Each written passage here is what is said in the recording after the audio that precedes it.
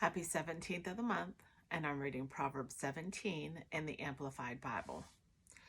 Better is a dry morsel of food served with quietness and peace than a house full of feasting served with strife and contention.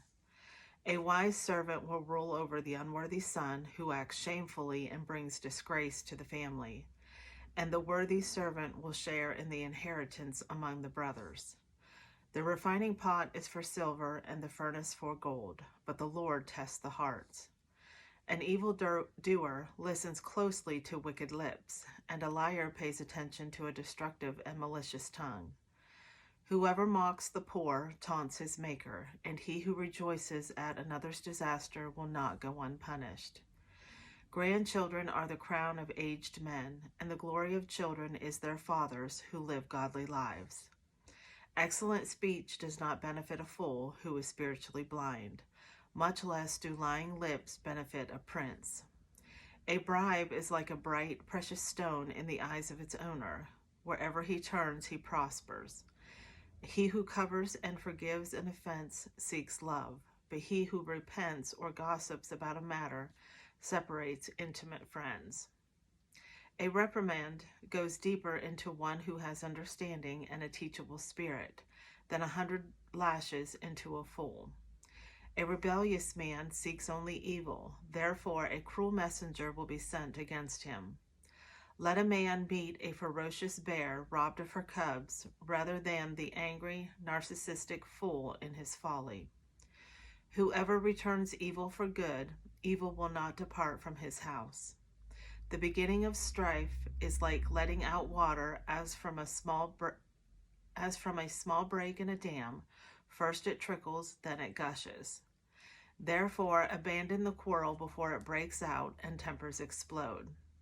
He who justifies the wicked and he who condemns the righteous are both repulsive to the Lord. Why is there money in the hand of a fool to buy wisdom when he has no common sense or even a heart for it? A friend loves at all times, and a brother is born for adversity.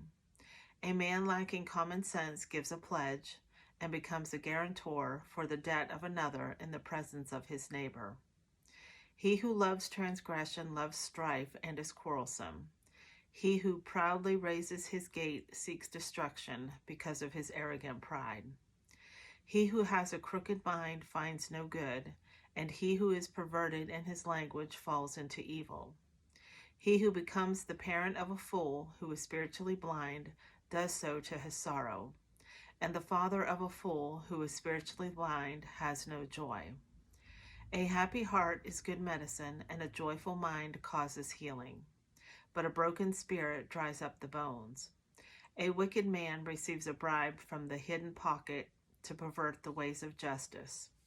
Skillful and godly wisdom is in the presence of a person of understanding, and he recognizes it. But the eyes of a thick-headed fool are on the ends of the earth.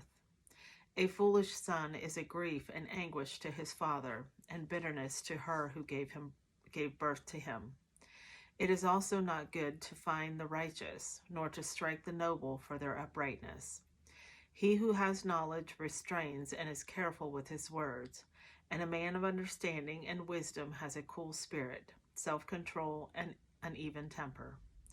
Even a callous, arrogant fool, when he keeps silent, is considered wise. When he closes his lips, he is regarded as sensible, prudent, discreet, and a man of understanding.